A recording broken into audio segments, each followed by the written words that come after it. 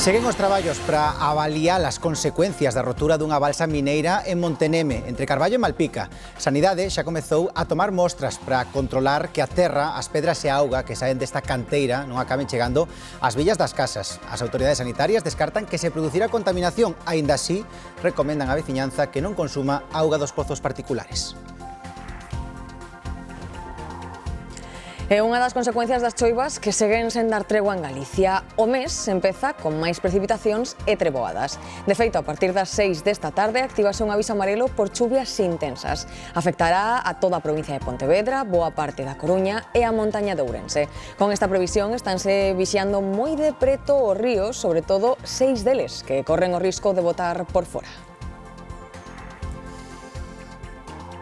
Que tal? Saúdos, boas tardes. A chuvia non impediu a manifestación que este mediodía percorreu Santiago en favor da sanidade pública. Sí, a cita contou co apoio dos principais líderes da oposición. Dende o BNG e do PSDG solicitaron máis investimento e menos privatización. Os populares aseguran que Galicia ten un dos mellores sistemas sanitarios do mundo.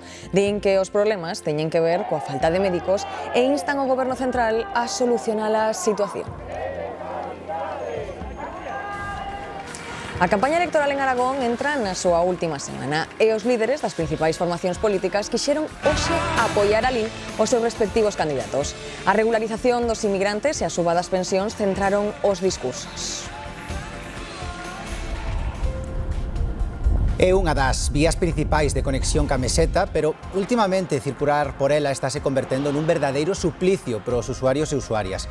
Falamos da 52 do treito que conecta Ourense con Zamora. A tractorada en Xinzo e os seus consecuentes desvíos, as fochancas, as obras, en moitos casos a neve provocan que conducir por esta vía sexa un pesadelo para quen ten que transitar por esta autovía das Rías Baixas. Neste telexornal Mediodía gozaremos tamén cun dos entroidos declarados de interese turístico de Galicia. Os xenerais da Ulla continúan despregando as súas tropas polos concellos onde se celebra este entroido. Entraron a cabalo no campo de batalla, o campo da festa da parroquia de Lucín, no concello de Teo. Os altos mandos levan toda a vida facendo carreira neste exército popular acompañados dos abandeirados, coros e comparsas.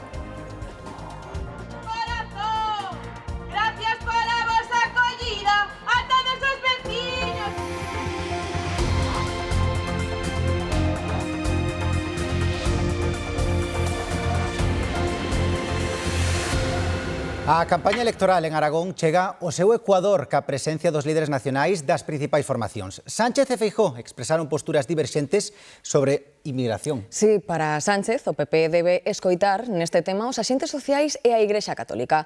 Mentres, Núñez Feijóo explicou que a entrada irregular en España non pode xerar dereitos sistemáticamente. ¿Y se oponen a esa regularización? Bueno, pues si no quieren escuchar al gobierno de España, que escuchen a la patronal, a los sindicatos, a la Iglesia Católica, al sentido común de un pueblo español que es solidario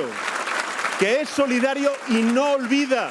Queremos acogerlos realmente cuando vengan a aportar, cuando vengan a comportarse y a cumplir las leyes a los que estamos nosotros obligados, cuando vengan de forma razonable, ordenada, legal y humana, pero no puede ser que la ilegalidad produzca derechos en España.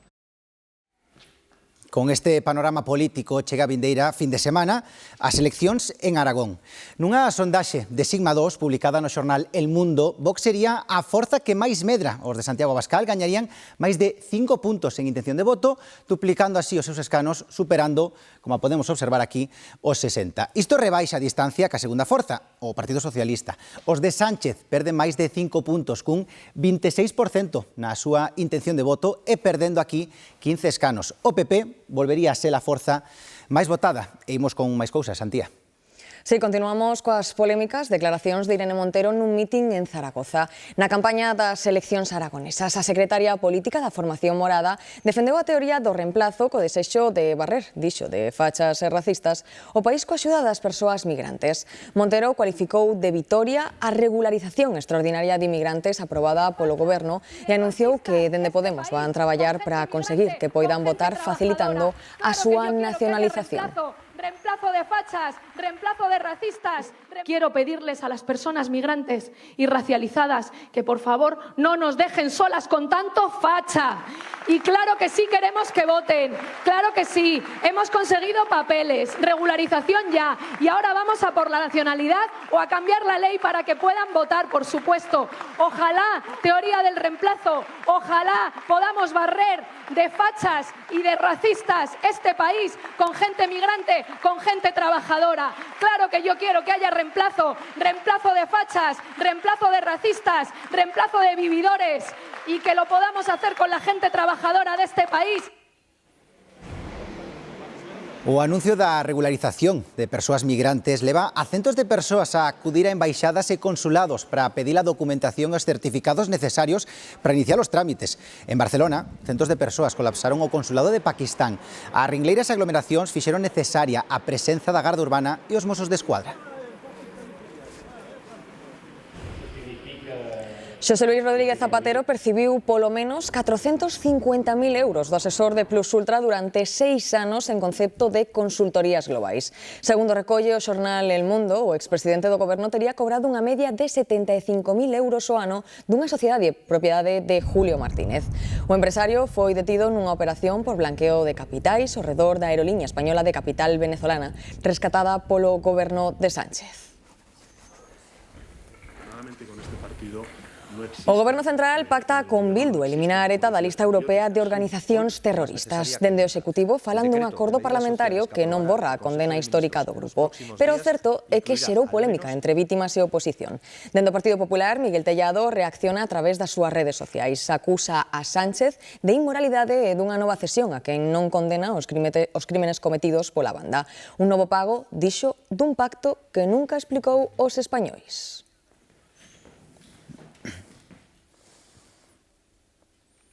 Ben, agora abrimos páxina económica, estreamos mes, 1 de febreiro, e a pregunta que nos facemos hoxe é se realmente rematou a costa de xaneiro, un mes complicado, pero o noso peto. Vimos de moitos gastos no Nadal, agasallos, ceas, e queremos apertar o cinto, pero a realidade é que hai gastos fixos os que temos que facerlle fronte sí ou sí. Entre eles, por exemplo, están a vivenda, a alimentación, comer hai que comer, e tamén, por suposto, como nos movemos, o transporte. Aquí a costa, como vedes, comeza a medrar, pero chegamos ao final do mes e botando unha ollada tamén aproveitamos, pois, por que non, as rebaixas, algún aniversario que había polo medio e algún día ata quixemos, pois, sair un chisco da rutina, co lecer. A costa xa está, como poden comprobar, moi empinada. E por iso, case a metade da poboación sofre estrés financeiro neste momento, o 48%. Saímos, polo tanto, á rúa para ver se isto é certo. Algúns, xa lles adiantamos, aínda seguen subindo a costa, facendo malabares económicos para compensar os excesos. Entramos no mes de decembro coa resaca do Black Friday xa coas luces do Nadal prendidas en moitos lugares. Mercamos agasallos, xuntámonos para comer e brindar ao redor de mesas xenerosas e estreamos 2026 aínda iluminados polas festas. Sen tempos mortos, saudamos as rebaixas e con menos ganas o aumento de prezos que acompaña a cada comezo de ano. Apagadas as luces, chegou a tormenta perfecta da costa de xaneiro. Me costó bastante llegar a fin de mes. Al tener hijos, nietos, hermanos, así, sempre se te va. Moitas economías domésticas non teñen máis remedio que entrar en modo supervivencia e conter gastos con algunha renuncia. Da roupa, que ao final no que máis gasto porque é o que máis me gusta, pero é o menos necesario. Eso é mentira, conte ainda foi o Zara. Pero bueno, non fun tanto como outros anos. Inténtase gastar un pouco menos, a verdade. Quere dicir, ao final ves de rebaixas, ves de gastar para facer regalos e demais, entón, pois bueno, sí que é certo que intentas recortar un pouco nese sentido. Case a metade da poboación recoñece sufrir o que se coñece como estrés financeiro, froito en boa medida de case 2 meses de desequilibrios entre gastos e ingresos. Hai que intentar equilibrar sempre a capacidade que temos que a realidade que temos. O que non podemos facer é gastar máis do que non temos. Yo ya no tiro de tarjetas, yo al día. Si puedo, puedo, y si no puedo, nada. Yo improviso. Se iniciamos febreiro coa conta corrente raquítica, deberemos priorizar os gastos básicos e reorganizar as finanzas. A palabra clave para non rodar costa abaixo é planificación. Os carburantes encadean a súa segunda subida consecutiva. O prezo medio do litro da gasolina encareceuse un 0,41% con respecto á semana pasada. Agora rolda o euro con 44. No caso do diésel repuntou un 0,57%, situándose no 1,39 euros. Pero a pesar deste novo repunte, seguen sendo máis baratos que hai un ano. Encher un depósito de diésel custa agora de media 76,75 euros, uns 6 euros menos. E no caso dos vehículos de gasolina, supón un desembolso duns 79,53 euros, sobre 7 euros menos con respecto ao ano pasado. E ollo co novo imposto sobre o diésel que propón o Goberno. A idea é subir o seu prezo para igualalo o da gasolina. Se sae adiante en 2026, encher un depósito podería custar uns 6 euros máis. Así, o ano un condutor que reposte 2 veces ao mes pagaría 150 euros máis. A medida afectaría só os coches diésel particulares e busca reducir o uso deste combustible e cumprir cos compromisos europeos. Ademais, a isto hai que sumarlle un novo imposto da Unión Europea que encarecería uns 2 euros máis o prezo dos carburantes, tanto diésel como gasolina, a partir de 2027. O beneficio da sociedade galega Textil Lonia caeu un 34%. A compañía que comercializa Carolina Herrera e Purificación García sufriu unha caída nas súas vendas no ano no que se fixo coa marca de luxo francesa Christian Lacroix. O seu beneficio pasou de algo máis de 55 millóns de euros a 36 millóns. Esta caída no último ano prodúcese nun momento de tensión co cadro de persoal das súas instalacións centrais no Pereiro de Aguiar.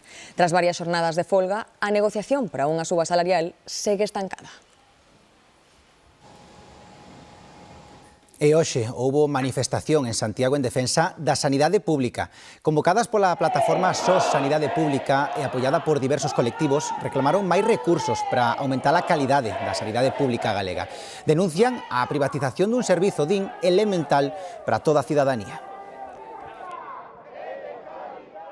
Nós temos que defender a sanidade pública porque é o verdadeiro dereito que protexe e defende a todos os galegos e as galegas. E por eso estamos aquí, defendendo a sanidade pública e defendendo ese dereito que todos os galegos e galegas temos a obrigación de defender todos os días do ano. Que, por certo, Rivera Salud está xestionando a saúde de 120.000 persoas na área sanitaria de Vigo. Nós o que queremos é que o noso sistema sanitario público funcione. Queremos un sistema sanitario público onde ao entrar teñas que presentar a túa tarxeta sanitaria e non a túa tarxeta bancaria. Dende o PP, que non participou na manifestación, aseguran que Galicia ten un dos mellores sistemas sanitarios do mundo. Nos estamos convencidos de que Galicia sigue a ter un dos mellores sistemas sanitarios do mundo, que pasa dificultades, motivadas fundamentalmente pola dificultade de atopar profesionais de determinadas especialidades, pero ese non é un problema de Galicia, é un problema que estamos a sufrir todas as comunidades autónomas de España e todas elas levamos anos facéndolle propostas ao Ministerio. E melloran os datos de cirurxías no sistema sanitario galego. Nos últimos 10 anos, os hospitais do Servizo Galego de Saúde incrementaron en case un 60% as cirurxías de prioridade 1, as máis urxentes, superando as 27.500 só en 2025. Aínda cunha maior actividade, a sanidade galega garantiu un tempo medio da garda para estas cirurxías inferior aos 30 días, que quedou en pouco máis de 20 días o ano pasado. O promedio de duración destas intervencións son 140 minutos, fronte aos 95 minutos do resto de cirurxías.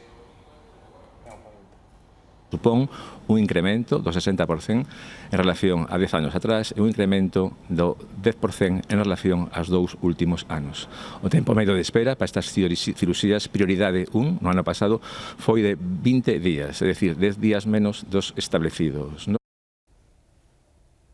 Despois de que a OMS declarara que España xa non é un país libre de infección do sarampelo, a Consellería de Sanidade manda unha mensaxe de tranquilidade. En Galicia, dende o 2021, só se detectaron 2 casos confirmados de sarampelo. Ámbolos 2 en 2024. Un deles importado e outro vencellado epidemiolóxicamente o primeiro. Destacan ademais que non se detectaron neste período máis casos. Na nosa comunidade a vacinación rolda o 95% na dobre pauta. En España, o ano pasado, detectáronse máis de 300 casos desta doenza.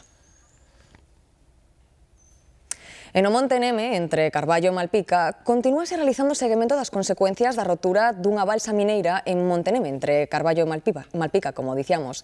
Sanidade xa comezou a tomar mostras para controlar que a terra, as pedras e a auga que saen desta canteira non acaben chegando ás villas das casas. As autoridades sanitarias descartan que se producira contaminación. Aínda así, recomendan á veciñanza que non consuman auga dos pozos particulares. E continuamos pendentes dos ríos. Agora mesmo hai 8 con especial vixilancia polos cheos que van os seus caudais. Sí, por iso está activado o plan Inungal. E a meirande parte deles están na provincia da Coruña. Xoel Rodríguez. Sí, é un deses ríos que está en fase de seguimento é o río Mere, o seu paso por este concello coruñés de Cambre. A ele hai que sumar tamén o Sar en Ames, o río Tambre en Trazo ou o Cambeda en Vimianzo, así como outros 3 que son o Balsa, o Baliñas e tamén o Barces. Aínda habería tamén outro río máis en seguimento na provincia de Pontevedra. Trataríase dun río que pasa polo concello pontevedrés de Redondela. A situación meteorolóxica, como dicimos, apunta que vai continuar chovendo durante as vindeiras xornadas, o que podría contribuir a que se manteña e aumente o caudal deste ríos e, consecuentemente, tamén o risco de inundacións e rebordamentos. Por iso, as autoridades lembran a importancia de seguir sempre nestes casos as súas recomendacións. A outra cara da moeda vémola nos embalses galegos como este de Cecebre. A media da ocupación da auga en Galicia nos embalses está no 70%. Achegámonos ao río Tambre o seu paso por Sigüeiro. Protección Civil vixía o seu caudal desde hai días. Nos o Tambre vamos sobre 3 semanas xa continuamente vixiando para souber a que facer un corte, aunque de momento non causou moitos daños e non está tan crecido o río como en anos anteriores. Esta mañá o río circulaba pola localidade sen saír do seu leito. A veciñanza confiaba en que seguise así e recordaba que días atrás xa baixou con máis caudal. De momento ten boa pinta, non ten pinta de que se vai a botar fora ya de ya. Ainda que chova moito esta tarde, non creo que se bote fora. Outros días sí que levaba, estaba como 1,5 metros máis alto ou así. O plan especial ante o risco de inundacións en Galicia e Inungal mantense en fase de preemerxencia. Nestes momentos, ademais do Tambre, hai outros 6 ríos en seguimento na provincia da Coruña: o Mero, o Barcés, o Balsa, o Baliñas, o Cambeda e o Sar, e un na provincia de Pontevedra, o Cabeiro. A situación podería complicarse a partir da tarde. A AEMET pon en aviso amarelo por chuvias desde as 6 a provincia de Pontevedra, case toda a de Ourense e parte da Coruña. Prevense acumulacións de auga de entre 40 e 50 litros por metro cadrado en 12 horas. No interior de Pontevedra, mesmo máis, prognostícanse acumulados de 60 litros en 12 horas. Tanta precipitación nos últimos días deixanos Galicia como un dos puntos onde máis choveu do mundo. Chama a atención o dato de Vigo. Entre o 21 e 27 de xaneiro, a cidade recolleu case 200 litros por metro cadrado, a que máis de toda España. Nesta clasificación tamén están Pontevedra, Santiago ou Lugo. É dicir, nestes 7 días, case que ningún punto da comunidade librouse da auga. E van continuar sen librarse porque volverán a estar activados avisos por chuvia logo destas cifras de récord na cidade olívica. Patricia Barreiro. Si, arestora temos unha tregua, pero sí, xaneiro despídese, batendo récord de precipitacións aquí na cidade de Vigo. A auga recollida, por exemplo, na estación meteorolóxica do campus universitario, deixanos un total de 450 litros por metro cadrado. E no aeroporto, algo menos, 398 litros, cifras altísimas. E hai unha semana, esta última, do 21 ao 27 de xaneiro, a cidade de Vigo foi a que rexistrou o maior acumulado de auga recollida de toda España, segundo a EMET, 197 litros por metro cadrado. O inusual, segundo os expertos, non é que chova en xaneiro, senón que caia tanta auga de maneira abundante e persistente en tan pouco tempo. A cidade de Vigo foi, segundo a EMET, o lugar de toda España con máis precipitacións rexistradas en apenas unha semana, do 21 ao 27 de xaneiro. 197 litros por metro cadrado, seguido de Ceuta, Pontevedra, Santiago de Compostela e Lugo. Temos os paraguas xa pegados ao corpo. Tranquilamente pode ser, sí, sí. Esta estación meteorolóxica do campus de Vigo recolleu este mes de xaneiro un total de 451 litros de auga por metro cadrado. Cifras altísimas as que hai que sumar os datos rexistrados tamén Na estación do aeroporto, 398 litros. Eu é a primeira vez nos anos que teño chover máis, sí, pero non así todo seguido. Unha tras outra, unha tras outra. O anómalo destes datos, segundo a EMET, está na intensidade e na persistencia das precipitacións. Creo que años anteriores había un intervalo de descanso entre precipitación e precipitación. Aquí nos viene como todo de golpe. Ainda queda unhas cantas, porque eu vexo a previsión do tempo, dan a semana que ven todo de chuvia tamén, pois nada. Borrascas que viñeron acompañadas de vento, neve e ondada. Por certo, a precipitación máis alta en Vigo nun mes de xaneiro foi en 1974, 770,9 litros por metro cadrado.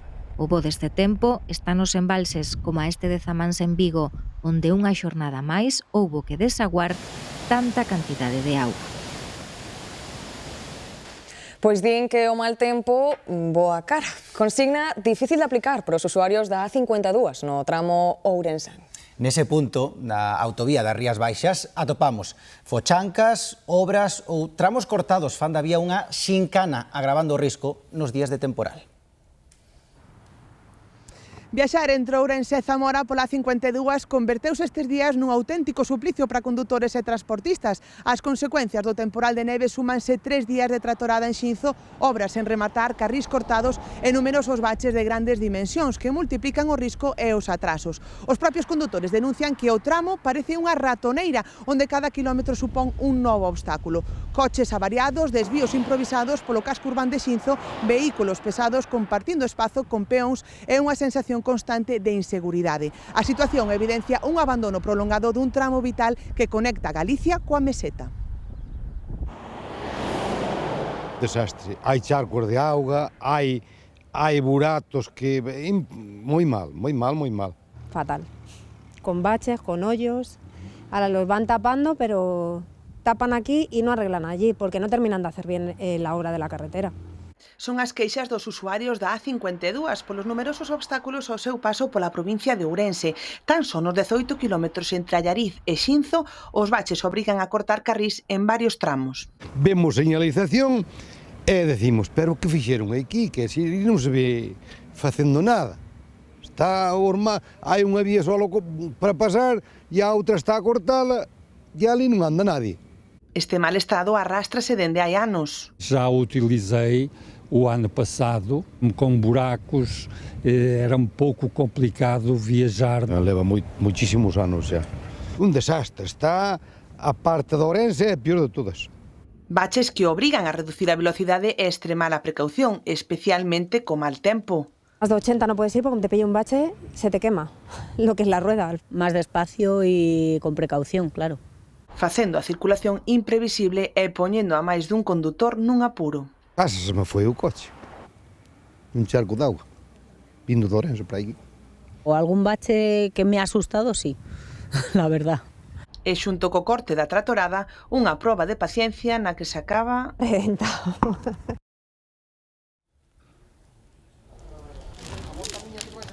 Pois xa o escoitaban, os tractores continúan unha xornada máis na A52. Máis dun mes levan protestando contra o acordo do Mercosur e os recortes da PAC. Tamén piden máis axudas para facilitar o relevo xeracional no sector. O tráfico segue sendo desviado pola Nacional á altura de Xinzo.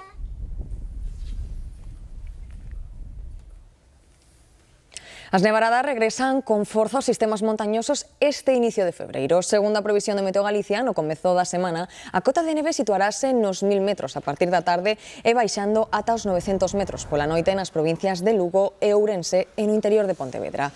Nas zonas de montaña, a circulación podería volver complicarse. E onde están de neve ata os topes, xa están vendo, é no Xapón, onde unha nevarada histórica deixou illadas a milleiros de persoas e afectou tamén os transportes. Os medios locais falan de acumulacións históricas. Por exemplo, na cidade de Amori registraron un espesor de máis dun metro e 60 centímetros, o maior dende 1945. O temporal cubriu de branco diferentes zonas do norte e oeste do país e tamén outros puntos como as prefecturas de Kioto e Niigata. As autoridades alertan a poboación ante a previsión de nevaradas máis intensas nas próximas xornadas. E hoxe arranca o prazo para solicitar as axudas da PAC para este ano 2026 con case 5.000 millóns de euros que se van repartir entre 585.000 agricultores e gandeiros. Ata o 30 de abril vai estar aberto o prazo para a solicitude destas axudas da Política Agraria Común Europea, que este ano oferta 8 millóns de euros máis que na convocatoria do ano pasado. En canto remate o prazo, durante o mes de maio poderán presentarse modificacións de solicitude e corrixir os erros nos expedientes. 4 policías nacionais de Ribeira quedaron feridos durante unha persecución a un delincuente con antecedentes. O home, que foi detido, tratou de atropelar un dos axentes e agrediunos cando o arrestaron. Os feitos ocorreron na parroquia de Artes, na madrugada do sábado. O acusado, fuxía da policía no coche, foi bater contra un muro. Cando os axentes o detiveron, resistiuse e provocoulles contusións, unha fractura no nariz e unha fisura ao outro. Está acusado dun delito da seguridade vial e atentado contra a autoridade. A Audiencia Provincial de Pontevedra acollerá este luns o inicio da vista contra 11 acusados como presuntos integrantes dunha organización dedicada á construción e venda de narcolanchas dende Vigo e dende o norte de Portugal. Enfrontan penas que suman 59 anos de prisión e medio de prisión. A Fiscalía considera aprobada a existencia dunha infraestrutura empresarial, persoal e material que entre 2020 e 2022 dedicábase a construir lanchas semirríxidas de alta velocidade que ian ser destinadas a operacións de narcotráfico. No marco desta investigación, tívose coñecemento da construción de polo menos 19 narcolanchas, algunhas das cales se probou que participaran en alixos de haxís no sur da península. Fíxense nestas imaxes, porque a Garda Civil difundiu son as imaxes do sospeitoso dun crime de 2005. Pide a colaboración cidadá e o sospeitoso de matar unha muller de 38 anos. Os seus restos foron localizados con signos de morte violenta en agosto do 2005 na localidade barcelonesa de Olesa de Montserrat. As imaxes están captadas hai máis de 20 anos por unha cámara de videovigilancia cando ia utilizar a tarxeta bancaria da muller e dun fragmento de camiseta relacionado ca investigación. A Escola de Pastoreo de Galicia vai comezar a funcionar no mes de marzo en Xinzo de Limia. É unha iniciativa impulsada pola Asociación de Criadores de Ovino e Caprino co apoio da Consellería do Medio Rural e da Fundación La Caixa. O seu obxectivo é formar os pastores do século XXI e combater o despoboamento rural. A Escola de Pastores de Galicia é unha iniciativa pioneira coordinada pola Asociación de Criadores do Ovino e Caprino. Aínda que nace co obxectivo de potenciar este tipo de pastoreo, a escola vai estar aberta a outras gandeirías. A idea é que sea aberta, que poida vir calquera persoa que quere ter unha explotación extensiva. De feito, temos que seguir respetando a natureza do proxecto de Fundación La Caixa e implicar a todos os axentes que están na zona. E na zona hai máis que ovellas e cabras. Temos algunha cooperativa que xa de vacas en extensivo que se interesou moitísimo polo proxecto e non lle vamos a pechar portas a que colaboren. O curso é de balde e terá certificación oficial. Os obxectivos da escola son dous: modernizar o oficio do pastoreo e combater o despoboamento rural. Tiene un objetivo fundamental, que es frenar la despoblación en el mundo rural y muy especialmente trabajando como dos colectivos prioritarios que son jóvenes y mujeres. Temos a tecnoloxía necesaria para actualizar o sector. Queremos formar gandeiros do século XXI e utilizar os recursos que hai no século XXI. A Escola de Pastoreo vai comezar as súas actividades a mediados de marzo e ofrecerá formación durante 4 meses. As solicitudes xa están abertas. Pois seguimos falando de gando, pero agora centrámonos nos animais que viven ceibos no monte ou nas chousas e que tamén sofren os rigores do inverno, como poden ser as vacas. En concreto, visitamos unha recua de Caldelás que vive na montaña luguesa, faga sol ou neve. Son robustas, rústicas e de bo manexo, segundo nos comenta Jorge, o dono deste lote de vacas de raza Caldelá, un animal que sobrevive estoicamente na montaña galega malia a dureza do inverno. Nestes meses vainas ver cada día poñerlles auga e silo, despois non teñen outro problema. Unha vaca que dá menos problemas que as outras e adáptase moi ben á montaña, está todo ano fora. E coa neve como o pasan, como fan? Ca neve as vacas non ten problema, o problema é máis ben a auga, é o aire e tal, a neve non ten problema. Están na neve, o que ten que ter é a comida, obviamente. China, corvina e cortadilla son algúns dos nomes que teñen. Mentres Jorge fala, atenden como se entendesen o que nos conta. Aquí no inverno botamos 5 meses prácticamente que non hai nada de comer. Están a base de silo, temos unhas comederas, están a base de silo todo o ano, todo o inverno, digo. E despois elas deitanse na neve, non ten problema ningún. Tendo a barriga quente, elas están quentes, non ten problema. En total ten 23 caldelás, pero tamén ten lotes con vacas de outras razas. Para él non hai outras como estas. Moi dura de patas, moi dura de unha vaca que non ten problemas de partos, unha vaca que se adapta moi ben, por exemplo, con menos comida está máis robusta, mas non lle fai falta tanta comida como outras razas, como son as vacas máis grandes, a limusino, a blonde ou a rubia. Vendo a semella que a vida destes animais é apacible. A rusticidade, as características morfolóxicas e os coidados que reciben axúdanas a sobrevivir aos invernos. Pois precisamente das sobremesas que acompañan o cocido imos falarlles agora, porque xa están nos mostradores de moitas pastelarías. Orellas, filloas, rosquillas e flores para compensar con doce o toque salgado da carne e o amargor dos grelos. É fin de semana e de comidas familiares. Chegan, acabadas de facer, as orellas de Vitoria. Masa fina, ben crocantes e sen pinga de aceite. Simples, pero laboriosas. É máis complicado a orella. Sin duda, porque a fillo leva moito tempo, pero estás facendo chin. A orella non, a orella hai que facer a masa, que salga ben a masa, deixarla levedar, facer os boliños, deixar levedar, estiralas, que estiren ben, darlle unha volta, darlle outra volta, e despois, claro, preparar o aceite, que este no seu punto, que a veces o aceite, se non está no seu punto, a fritura non sale ben, pode quedar aceitosa ou, entendes, ten o seu intríngulis. Grandes como son, véndense a case 3 euros cada unha, pero as compradoras aseguran que paga a pena. Despois de moitos anos facendo nelas, que chas fagan tamén dá gusto. Tampouco son traballosas, casa poñerse a facelas. As flores, tamén me gusta moito facer as flores, pero agora como estou moi cansa e teño xa moitos anos, non as vou a facer, me parece. As orellas tampouco que as teñen aquí moi ricas. Hai un ingrediente fundamental na feitura das orellas que deixa a masa no punto. Para que salgan ben ricas hai que botarlle unha boa manteiga e hai que amasar ben a fariña. Bueno, non sei o truco que teñen aquí, a mí gustan moito os daqui. As filloas queren moito ovo e as orellas moita manteca. Entendes o que te quero dicir? A orella non pode levar moito ovo por senón queda dura. Ten que levar o justo.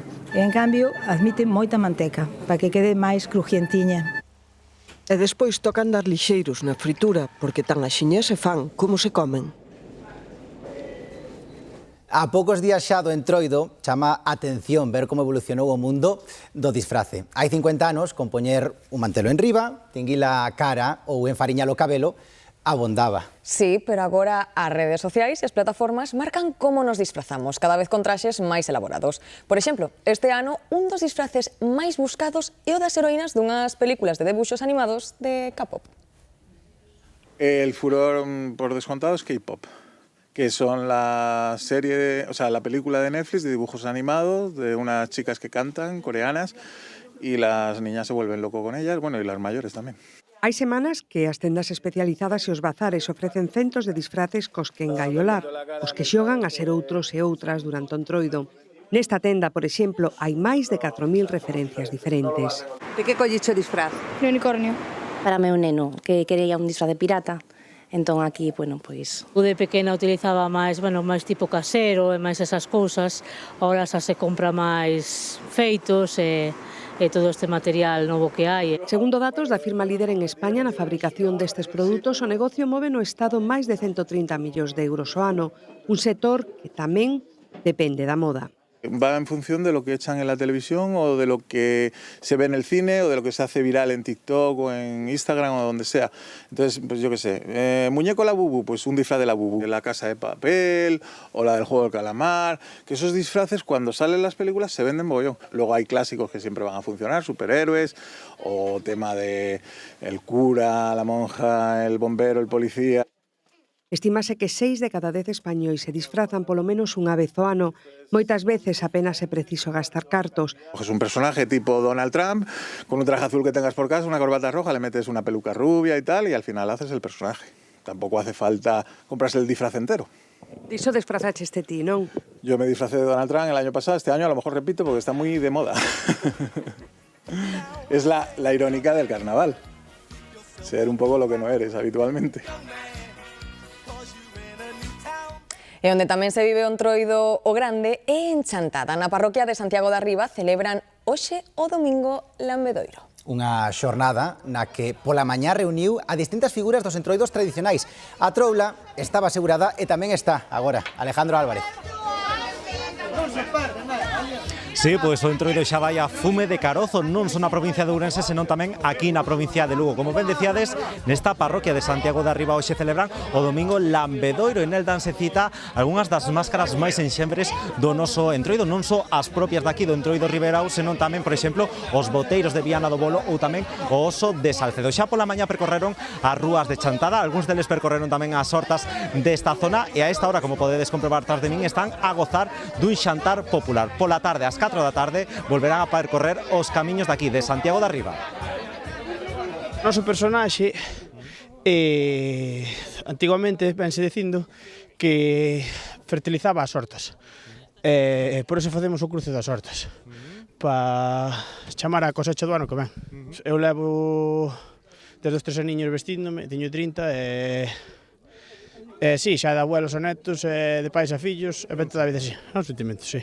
É xente que se disfraza, disfraza para que nadie sepa quen son, e empezan a facer aquí oficios como, por exemplo, cortar o pan ou facer cousas así e coller a xente.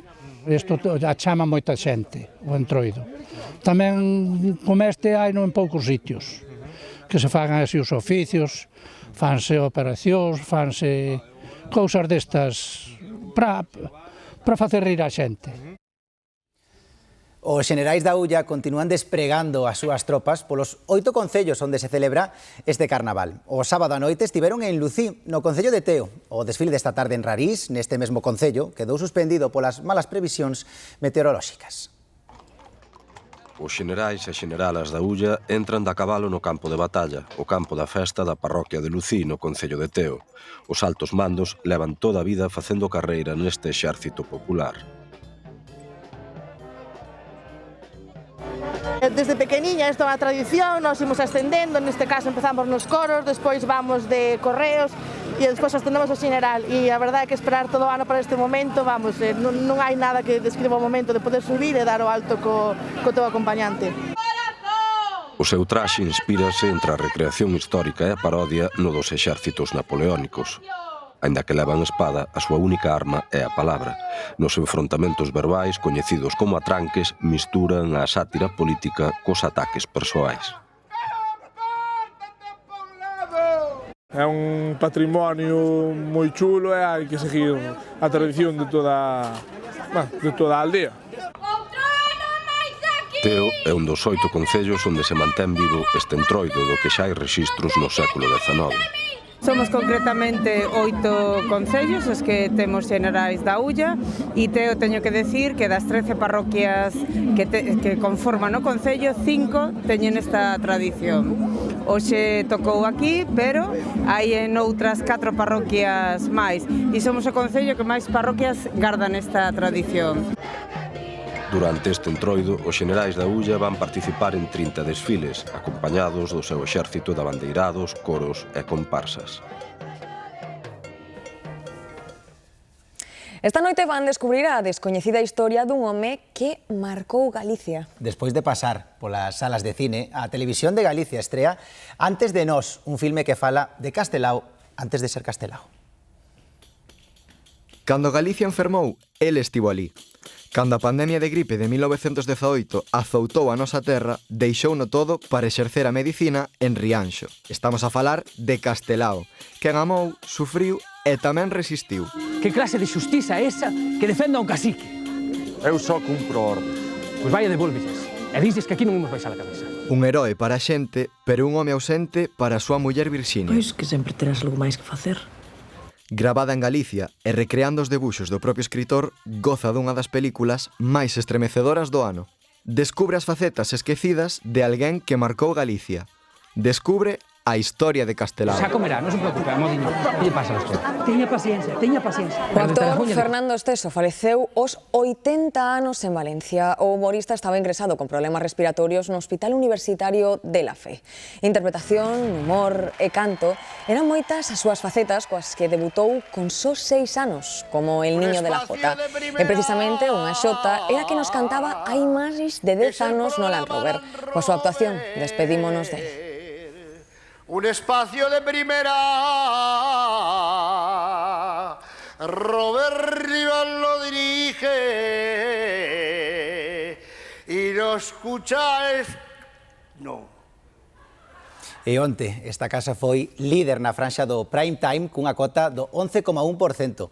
A Televisión de Galicia foi a única canle na comunidade que superou a barreira do 10% na franxa de maior consumo do día.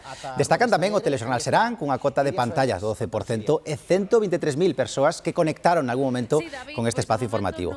Tamén a Liga dos Cantantes Extraordinarios liderou na súa franxa de emisión cunha cota do 11,3%, unha audiencia media de 77.000 telespectadores en cada minuto e con máis de 200.000 contactos. Como sempre, moitísimas grazas pola súa fidelidade. Concursante que pasa a fase final da semifinal, nunca mellor dito, Estamos moi pendentes dunha nova que coñecíamos no momento no que comezaba este informativo. Unha muller duns 50 anos apareceu morta no seu domicilio do lugar de Amieiro Longo, na parroquia de Sanguiñeda, no concello de Mos. A vítima presentaba feridas de arma branca. A policía local e a Garda Civil xa ben están tentando localizar a súa exparella. De momento non se descarta ningunha hipótese.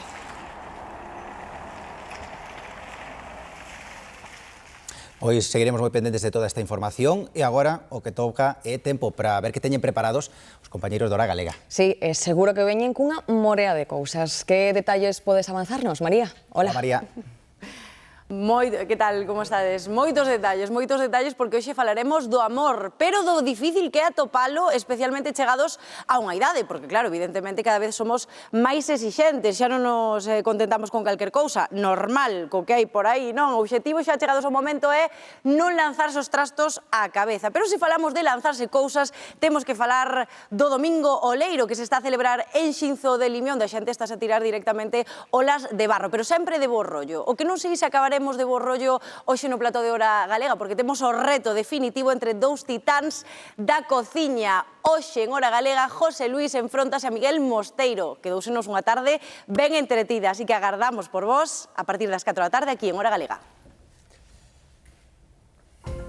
Seguiremos moi pendentes en G24.gal, xa saben, deste caso, sobre todo, de última hora, da muller de 50 anos que morreu presuntamente asasinada pola súa exparella en Mos.